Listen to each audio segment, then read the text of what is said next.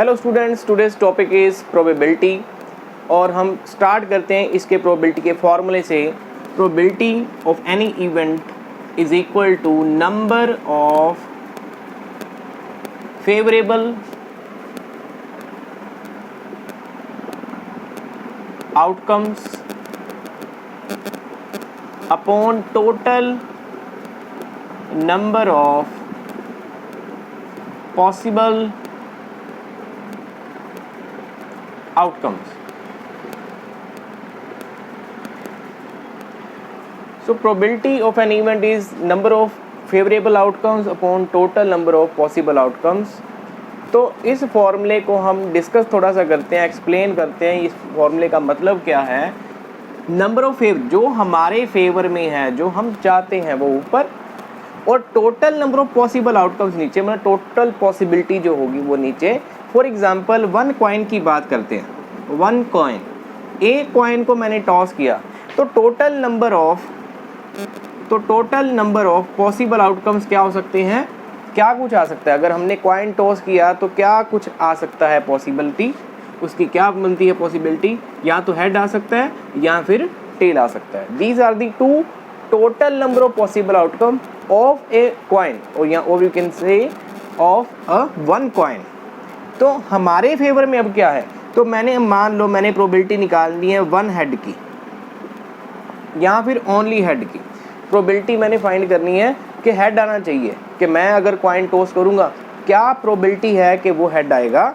तो कितने हेड हैं हमारे फेवर में, यहाँ पर देखना है, टोटल पॉसिबिलिटी में देखना है कि हेड कितनी बारी आया है।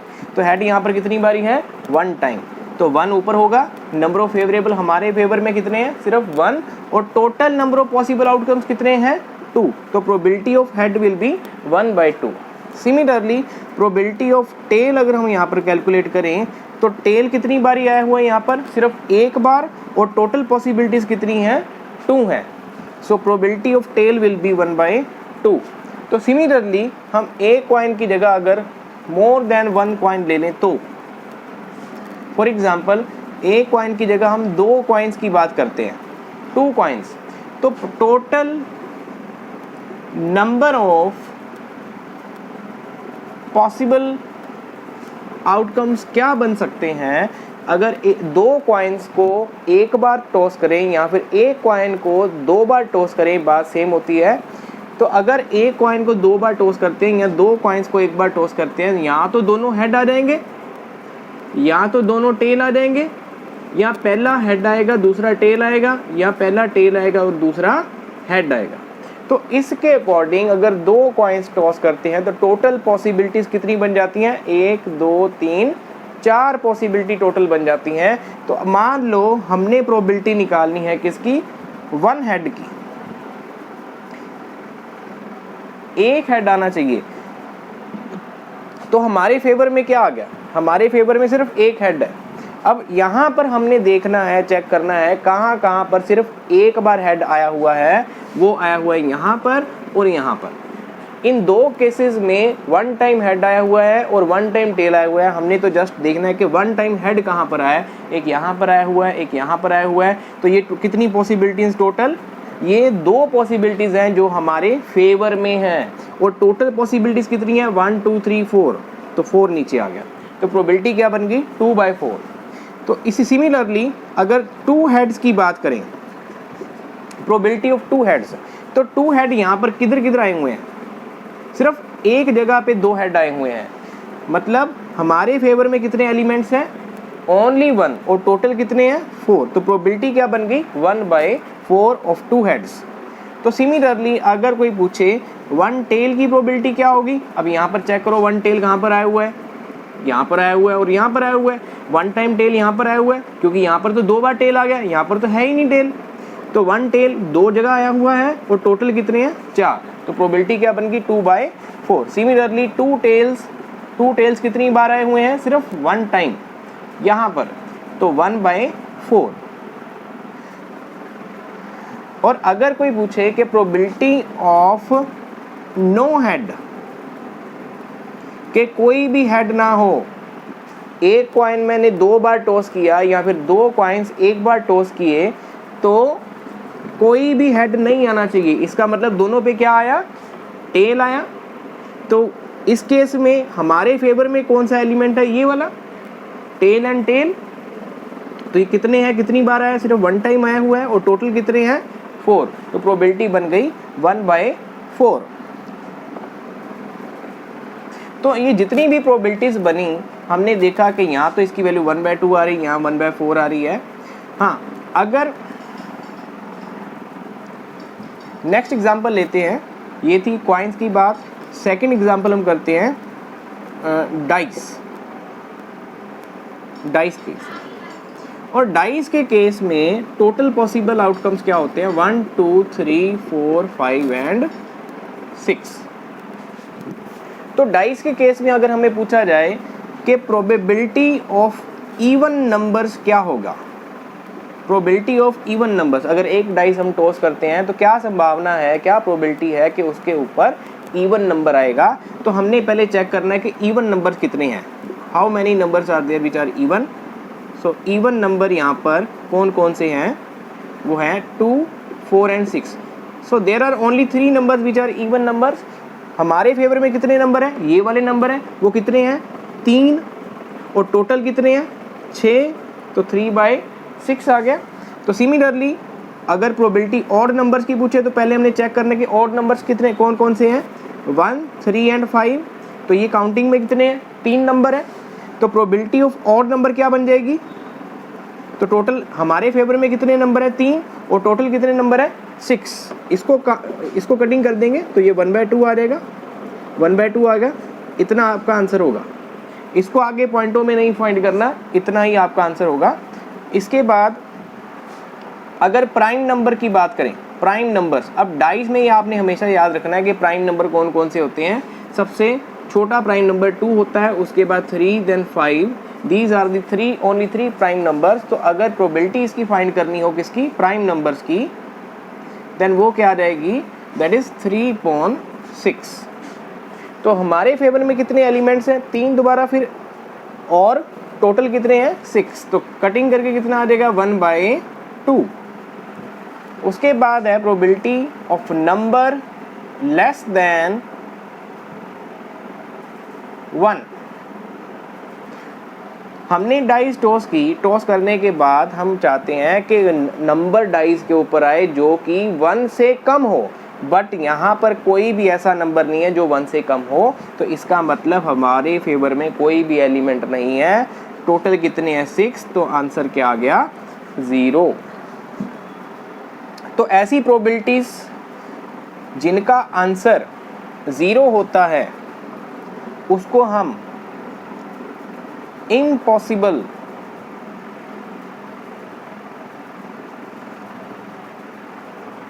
इवेंट्स कहते हैं। वो इवेंट्स जिनकी प्रोबेबिलिटी 0 होती है। अब ये क्या इवेंट था, इवेंट मतलब अक्रेंस ऑफ एन इवेंट, मतलब कि ये जो नंबर हमारे फेवर में है, जो ये हमें जिसकी हमने प्रोबेबिलिटी फाइंड करनी है, उसको हम इवेंट मान लेते हैं। तो number less than 1, number less than 1 is again a event, और इस इवेंट की प्रोबेबिलिटी क्या हो गई 0। अगर इस इवेंट की प्रोबेबिलिटी 0 होगी तो इस इवेंट को मैं क्या बोलूँगा, this is a impossible event. क्यों इम्पॉसिबल इवेंट है, क्योंकि यहाँ पर हमें पता है it is impossible to find a number which is less than 1। So this event is impossible event. तो इसका मतलब प्रोबेबिलिटी जो है मिनिमम वैल्यू इनकी 0 होगी। अगर मैं एक और बात करूँ कि प्रोबेबिलिटी हमने फाइंड करनी है एनी नंबर बिटवीन फ्रॉम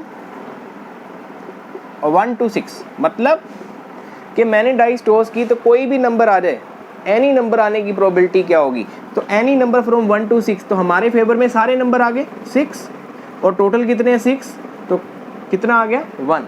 तो ऐसी प्रोबेबिलिटी जिसका आंसर 1 आता है, ऐसा इवेंट जिसकी प्रोबेबिलिटी का आंसर 1 आता है, that events are said to be sure event.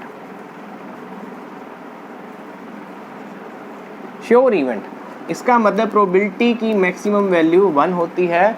और यहाँ से आपने याद रखना है probability will always lie from 0 to 1, कभी कभी ये 0 भी हो जाती है, कभी कभी ये 1 भी हो जाती है। जब 0 होती है तो इम्पॉसिबल इवेंट होता है, और जब 1 होती है तो श्योर इवेंट होता है।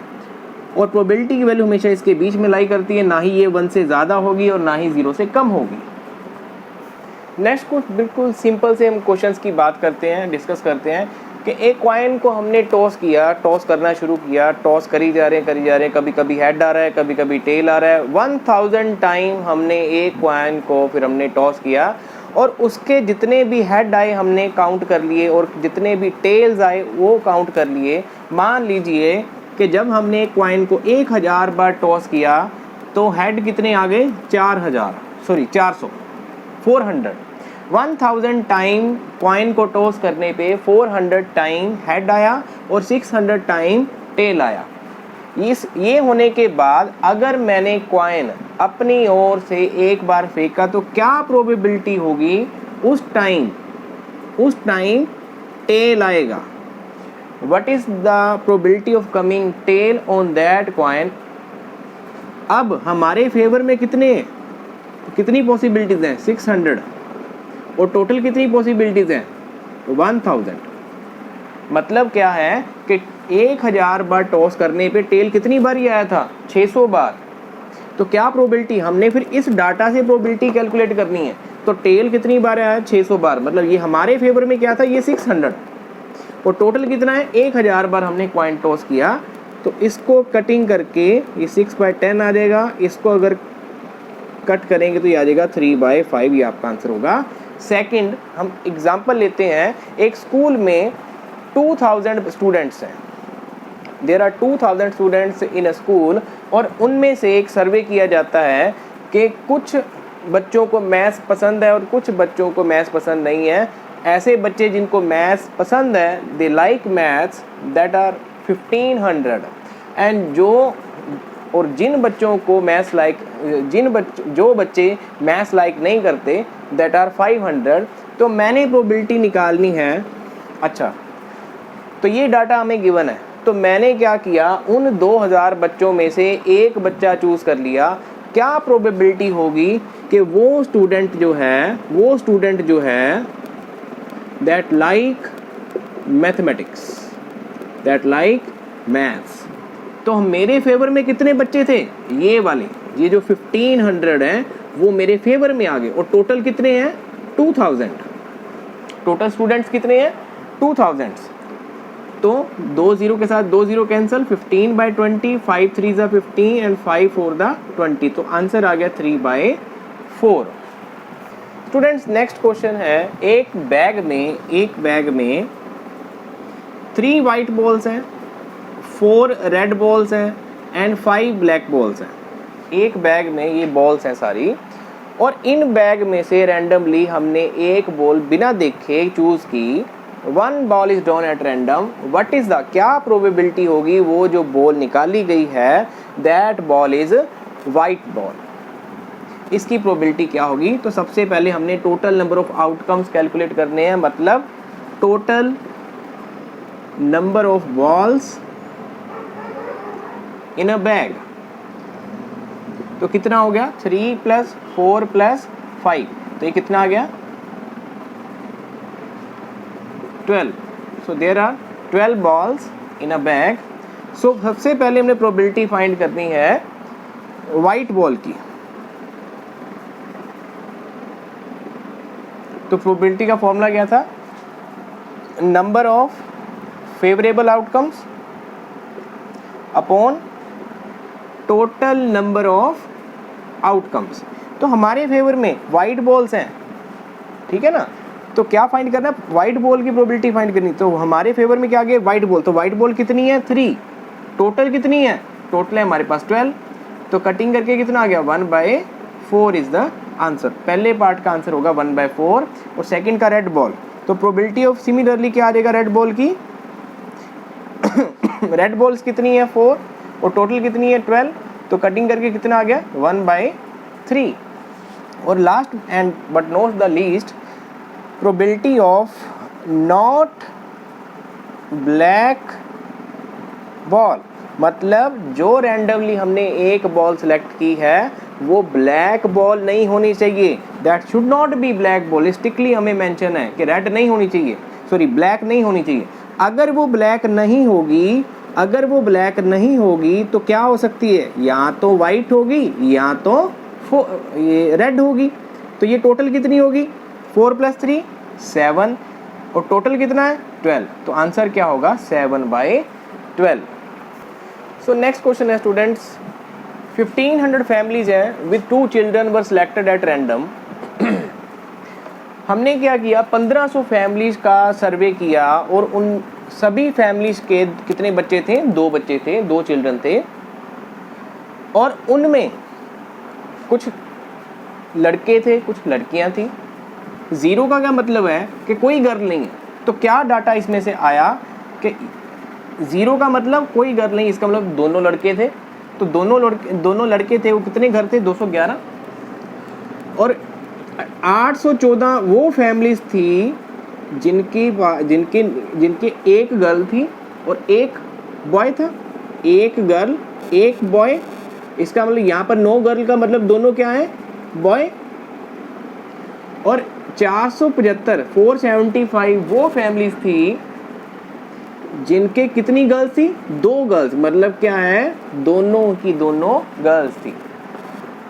आई रिपीट, 1500 टोटल फैमिलीज हैं, देयर आर 1500 फैमिलीज जो हमने सर्वे किया, उसमें सिर्फ 2 बच्चे हैं। 2 बच्चे या तो दोनों लड़कियां हो सकती हैं या दोनों लड़के हो सकते हैं या फिर एक लड़का और एक लड़की हो सकती है। तो हमने क्या सर्वे किया कि उनमें नंबर ऑफ गर्ल्स कितनी है, बॉयज को नहीं देखा हमने, सिर्फ नंबर ऑफ गर्ल्स। 0 का मतलब कोई गर्ल नहीं, इसका मतलब दोनों बॉयज है।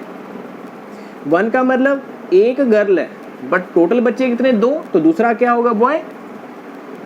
और 2 का मतलब नंबर ऑफ गर्ल्स, 2 का मतलब दोनों क्या है, लड़कियां।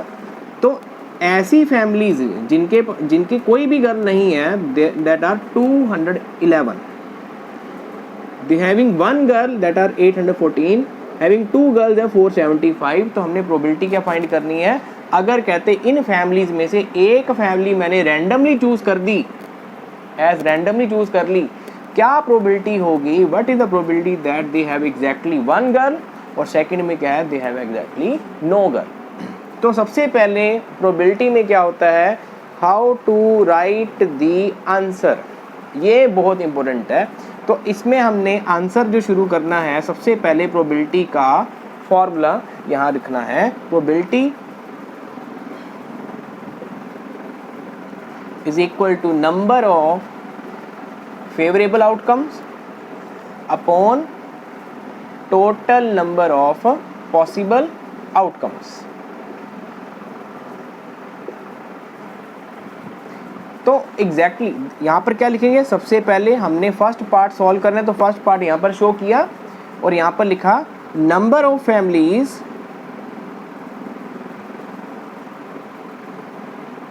Having exactly 1 girl. Exactly 1 girl कितनी है, 814। टोटल नंबर ऑफ फैमिलीज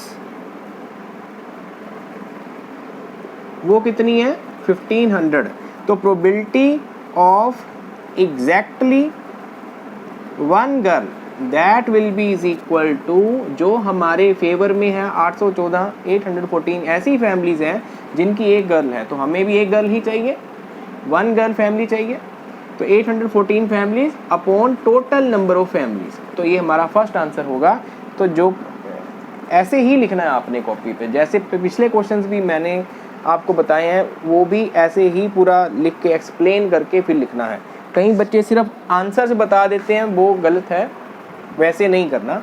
अब सेकंड पार्ट की बात करते हैं। सेकंड पार्ट, प्रोबेबिलिटी की आइडेंटिटी दोबारा नहीं लिखनी, सिर्फ एक बार ही फॉर्मूला मेंशन करना है, उसके बाद सेकंड पार्ट शुरू कर देना है। अब इन्होंने क्या बोला, नो गर्ल, तो यहाँ पर हम लिखेंगे नंबर ऑफ फैमिलीज